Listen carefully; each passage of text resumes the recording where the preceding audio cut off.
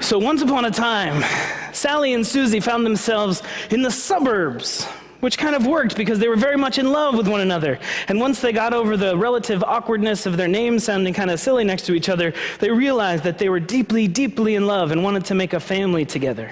And it almost was like they blinked, and all of a sudden, they were in this quiet yet bustling suburb with their 2.5 children.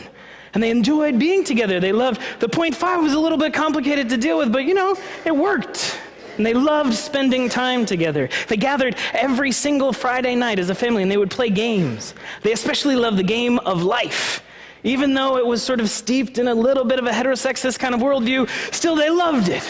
And they loved it so much that they made this huge life board. They painted and made it out of mosaics in the floor of their family room. So they had this beautiful mural, and they played on the mural.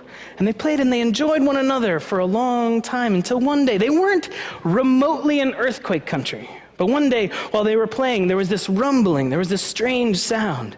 And all of a sudden, there was a crack, this little deep fissure right across the middle of the board.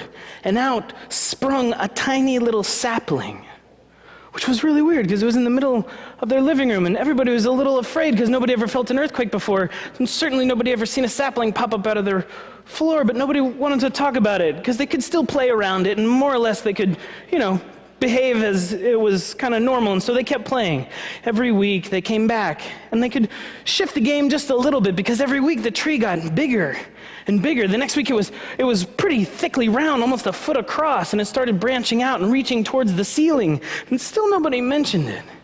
Because by this point they figured somebody else would have mentioned it, and since nobody would mention it, maybe it wasn't really worth mentioning. Maybe they could just continue to play around it. But the next week it was even bigger.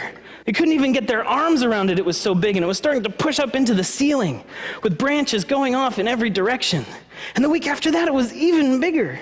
Soon they had to shift the way they played the game, and they could barely see each other. One would be playing on one side and call out their moves and their roles, and still nobody was talking about it. Until one week, they could barely get in the door. They had to suck in their bellies and kind of squeeze around the perimeter, and it became really weird that no one was talking about it, because there was barely any room in their room left.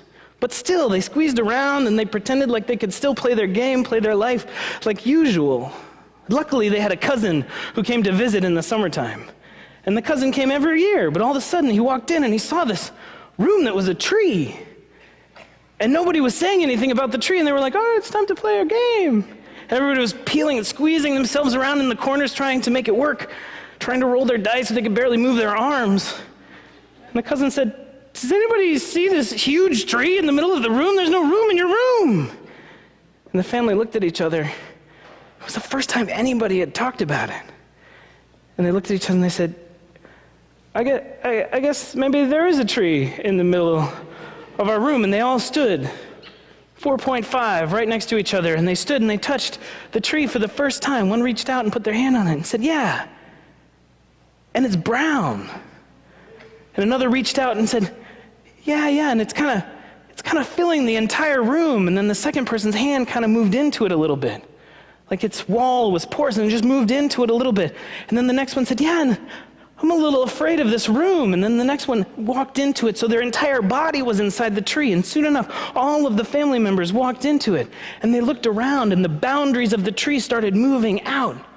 And all of a sudden, there was a room inside the tree, a tree-shaped, tree-colored room inside of their room. And they had space again, and they started describing it. That was weird how we didn't talk about the tree, they said, and it grew larger and larger. And there was an even better board game set of life that popped up out of the floor. They had space. They had love again. Amen.